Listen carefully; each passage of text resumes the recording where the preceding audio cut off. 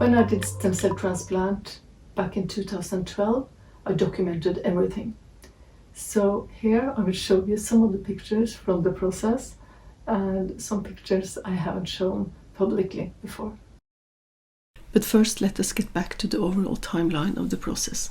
The first part, the preparation part, I covered in my last video. Here I will talk about the more specific timeline from when I actually had got accepted for treatment and the 3 main stages of stem cell transplant. I was quite sure that I would lose my hair in this process. So instead of risking to drag them out in long strands, I cut my hair before the first consultation. On the way there, me and my friend, we went into a wig store to try on different wigs. It was quite interesting, it was amusing, and at the same time a bit scary. So in late April, I was ready for the initial medical checkup and chemo. My best friend was joining me the first day, taking notes of everything happening. I was also asked to contribute with my stem cells from my hip. That was not part of the treatment, it was for research purpose only. After passing the medical checks, the second day I was starting the initial chemo. I was strangely happy and confident getting poison dripped into my body. Luckily, I was able to go home the same day and getting home to what I was thinking would be getting home to my own bed. Actually, it was my own bathroom floor where I spent the first night. I was really so nauseous and so, terrible, you can imagine. But being at home then, instead of in the hospital or even worse in the plane, that was comforting. Because you never know how your body will react to the different stages of the treatment. But getting nauseous after chemo is quite likely. Then I had 1 week self-injecting growth hormones to stimulate my stem cells and their growth before the harvesting. I don't remember exactly the reason for these initial procedures, but I seem to remember that the point of the chemo was to calm the MS not to get activated when I got the growth hormones. 1 week later, I was ready to harvest my stem cells.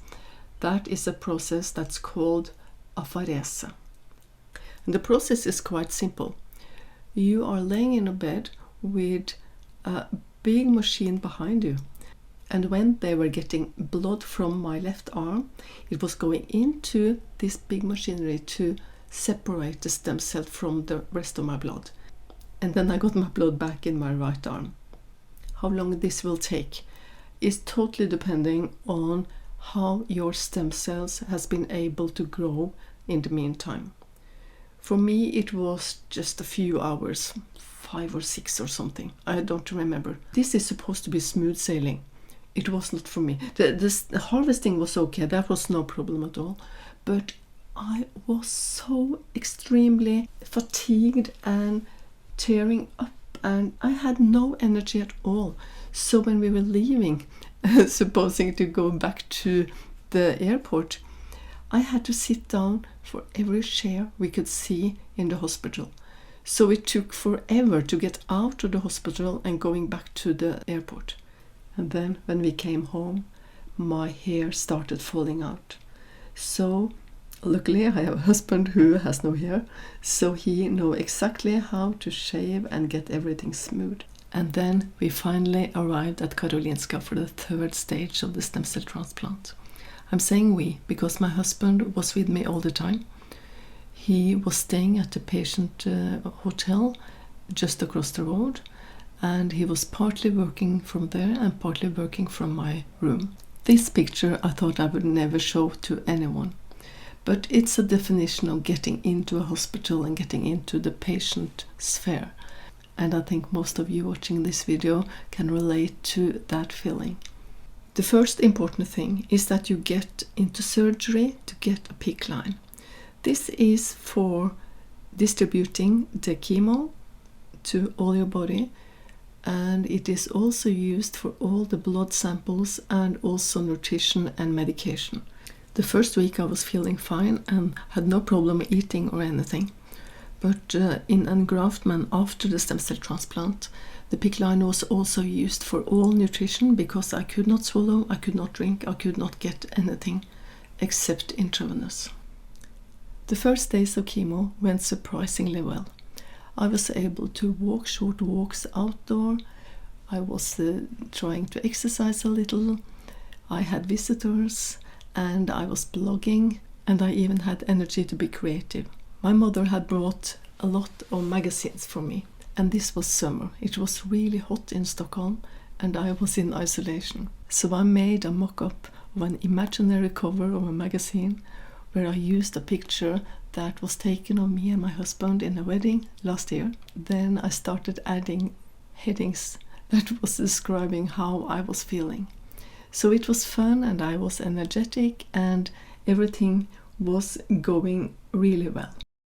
Then they discovered that the PICC-line wasn't working as it should. It was too slow, and that meant that I was on medication and nutrition 24/7 instead of a few hours each day. But when you come to the stem cell transplant, it needs to be done fast because it's biological material. So they had to change the PICC-line. Then I was, after one day off after the chemo, I was ready for the stem cell transplant. And that is a strangely emotional thing, because when I was finished with the chemo, I knew that I actually needed to get my stem cells back in order to survive. I was during the whole process followed by the national Norwegian broadcasting. They were following me from the start and my preparations. They came to Sweden to follow the transplant, and I also was in studio talking about the process a year later. Getting the stem cells back was quite a speedy procedure. It didn't take long. The whole room was smelling corn. I didn't notice anything. I just got a bit shaky and a strange feeling all around in my body. The day after, everything was fine. I felt very good. It was the Eurovision Song Contest. Sweden was winning and I was happy and everything was like, yes, we have done it. And then I really got as sick as I was prepared to be, because then I was in engraftment, my body was reacting to the whole process, and I had several days, I don't remember how many, I could not blog. My husband had to blog for me, and all my friends and family were so concerned because, no, Elin has a fever. She can't write right now. I had a lot of infections. I had at least 5 blood transfusions with red blood cells and 2 with white blood cells. I was on really heavy pain medication at the level that I got a bad trip one night and had terrible nightmares. I could not eat, I could not swallow. All was given in the PICC-line. I was almost sleeping all the time, all day, all night, but I was very sensitive to noise. So every time I heard a noise, it could be just my phone beeping, then I would wake up, I would start coughing, I would lean over and cough until I coughed blood, and then I would just exhausted go back to bed, sleep for a little while, hear a new noise, start coughing blood, going back to sleep. I have no idea for how many days that lasted, but it was really exhausting. One of the consequences of all my coughing was that I had sprung all the blood vessels in my eye. So especially my right eye had nothing white in it whatsoever. It was all red. And I was so worried about how long will this take and will I have to do eye surgery to get it fixed. But that sorted itself out in a couple of days. After 8 days, we could finally see that there was movement in my blood, that my immune system was rebuilding. And then it took a very short time, only 2 days, and we were ready to go home. That was quite amazing, because the day before I thought I would never be able to go home. But then, on June the 5th, we were sitting in the car driving home, and that was the end of stage 3 of the stem cell transplant. The last question I promised to answer is, why did I choose the beam protocol, the really heavy chemo? The two clinics that accepted me were both offering beam protocol. That was the main thing. But we did not want to pursue any other option, because since I have had MS for about 25 years at that point, we were really sure that we needed to do the most efficient and the most heavy protocol.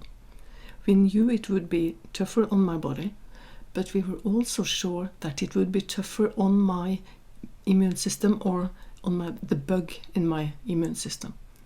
And I'm very comfortable with doing this, because I have had no new activity. There has been no sign of the autoimmune part of my old immune system. It was really removed completely, and the new immune system that was building up has been working exactly as it should. It was a tough treatment, and I thought then and now that it was worth it. But I'm afraid that some people think that, oh, this is going to be a walk in the park. Okay, the treatment are more specific and maybe not so harsh now as they were then. But I want you to be aware that it is actually quite a tough process. At the time, I was never afraid of dying, but I realized afterwards that that might be a risk. But you should also be aware that this is 10 years ago. So the process and the protocols and the treatments are different now, but don't take lightly on the treatment.